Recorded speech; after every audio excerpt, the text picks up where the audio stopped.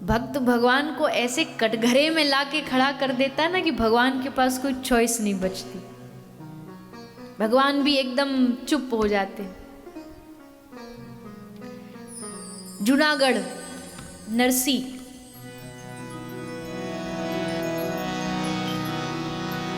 दर्शन दो घन श्याम नाथ मोरी अखियाँ प्यासी रे।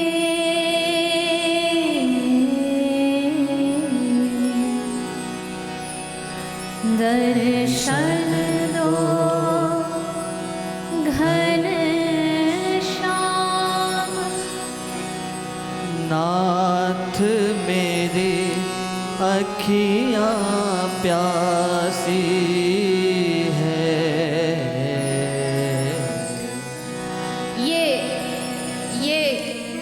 जैसे आजकल के ज़माने में टेलीफोन होता है, ये नरसी का भगवान को बुलाने का टेलीफोन नंबर था।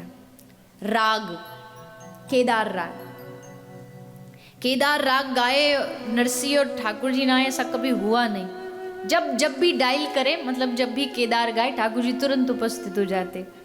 हमारे भारतीय सभ्यता में, भारतीय परंपरा में संगीत भगवान को पाने का एक बहुत बड़ा माध्यम रहा, बहुत बड़ा, जिसमें राग, अनेक राग, गाओ तो वर्षा हो जाए, गाओ तो बसंत आ जाए। ऐसे ऐसे अद्भुत कलाकार भारतवर्ष में हुए हैं। तो नरसी केदार गाते और भगवान आ जाते। पर एक बार क्या हुआ, नरसी जी की पत्नी का भगवत धाम वास हो गया। अब पहली बात तो जब पत्नी गई तो सबने बोला, ऐसे संसारियों का ना, संसारियों का सीसीटीवी जो होता है ना, वो हमेशा भक्तों के ऊपर ही लगा रहता है, देखने के लिए क्या कर रहे हैं, अब क्या करेंगे। उनका 24/7 वो भक्तों की सीसीटीवी पर ही लगे रहते और ये ढूंढते हैं क्या कमी है, क्या कमी है। तो बोले अब पत्नी मरी, अब देखो, अब पता चलेगा असली भक्ति क्या होती है। अब जब रोएगा ना बीवी के लिए फूट फूट के, तो पता लगेगा कितना बड़ा भगत है। तो देख रहे थे, लेकिन नरसी ने क्या कहा, नरसी ने दोनों हाथ उठा के कहा, भलो थयो भागी जंजाल, सुख थी भजसु श्री गोपाल। अब पत्नी का देहांत हो गया। अब उनके लिए थोड़ा जो होता है, बाद में थोड़ा पूजा की जाती है घर में, तो उसके लिए जो सामग्री चाहिए थी वो नरसी एक के घर से उधार मांग के लाई, दुकानदार से। अब दुकानदार से पैसे तो थे नहीं कुछ रखने के लिए, गिरवी रखने के लिए, तो उन्होंने केदार राग ही गिरवी रख दिया कि जब तक मैं तेरा पैसा नहीं चुकाता मैं ये राग नहीं गाऊंगा, केदार राग।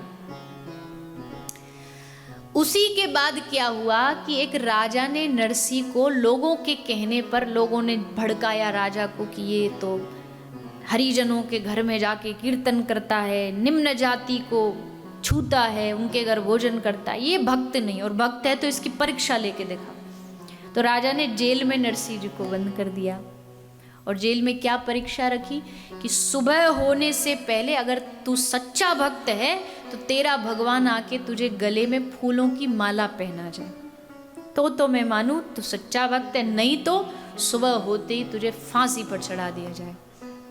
देखो, आप देखिए हमारे जिन भक्तों की हम आरतियां उतारते हैं, उन भक्तों की कितनी बड़ी बड़ी परीक्षा हुई। हम जरा सी परीक्षा में घबरा जाते हैं, इनके तो गर्दन पर तलवार रखी है कि करके दिखा, नहीं तो सुबह फांसी।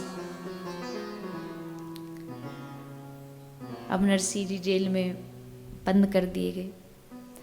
अब नरसी ने सोचा कैसे बुलाऊं भगवान को। रोज तो केदार राग गा लेता था, पर आज गा नहीं सकता क्योंकि वो राग तो दुकानदार के पास हमने ऋण गिरवी रख दिया है। अब क्या करें, तो राग नहीं गा रहे। नरसी ऐसे ही भगवान को पुकार रहे, हे दीन बंधो, हे कृपा सिंधो, हे करुणा सिंधो, हे भक्त वत्सल प्रभु, आ जाओ, हमारी इज्जत का सवाल है, आपकी इज्जत का सवाल है, आपकी आबरू का सवाल है। आपकी आबरू चली जाएगी, आपकी इज्जत चली जाएगी। खूब पुकारा भगवान को, 1 घंटा 2 घंटा 4 घंटे, पर नरसिंह को देखा कि इनका तो कोई मूड ही नहीं लग रहा आने का। तो नरसिंह ने सोचा अब स्तुति से काम नहीं चलेगा, ये टेढ़ा है तो थोड़ी स्तुति भी टेढ़ी करनी पड़ेगी। तो नरसिंह बड़े क्रोध में आकर के बोले, कब से चिल्ला रहा हूं, आ जाओ आ जाओ, तुम्हारी आबरू का सवाल है, इज्जत चली जाएगी, इज्जत का सवाल है। पर अब पता चला जिसकी इज्जत होगी उसी की तो जाएगी, तेरे पास है ही नहीं तो जाएगी कहां से? तेरी 2 माँ 2 बाप, तेरे कुल खानदान का, कोई कहता देवकी नंदन, कोई कहता यशोदा नंदन। और क्यों आएगा तू मेरे पास? तू तो शबरी के पास जाएगा, तू तो कर्माबाई की खिचड़ी खाने जाएगा, तू क्यों आएगा मेरे पास? कोई खिलाने को है थोड़ी मेरे पास कुछ। खूब सुनाया ठाकुर जी को, और ठाकुर जी वहां बैठे बैठे हंस रहे, मुस्कुरा रहे, खुश हो रहे। आहा, कितनी मीठी गालियां देता है। देवता बोले, प्रभु कैसा भक्त है ये आपका, बताओ, गाली दे रहा है आपको?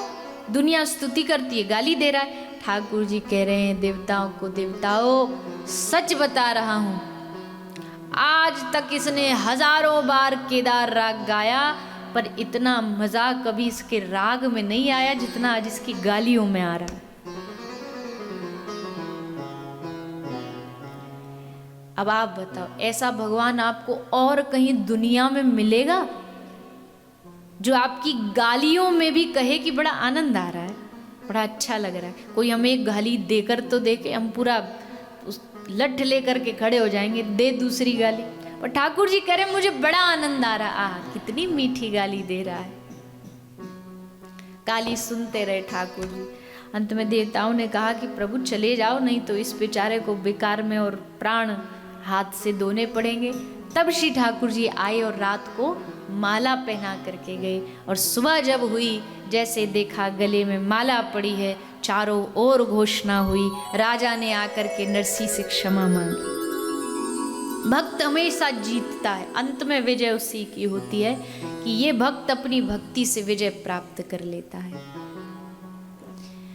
तो कहने का भाव है कि भक्त भगवान को कहते कि तुम्हारी इज्जत जाएगी, हमारी क्या जाएगी। जब गोपी गीत में जब श्री कृष्ण नहीं आए, जब गोपी अदृश्य हो गई, तो उस समय भी गोपियों ने यही कहा कि हे कृष्ण, अगर तू नहीं आया तो हम सब गोपी प्राण त्याग देंगी, और जब हम मरेंगी तो हमारे मरणोपरांत, हमारे मरने के बाद लोग कहेंगे कि कृष्ण गोपियों को बचाने नहीं आए।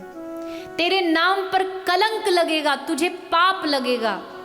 एक प्रेमी कह सकता है, जहां भगवत गीता में श्री कृष्ण कह रहे हैं कि मैं पुण्य और पाप से परे हूं, पर उस कृष्ण को गोपी कह रही है कि तुझे पाप लगेगा अगर तू हमारे समक्ष नहीं आया।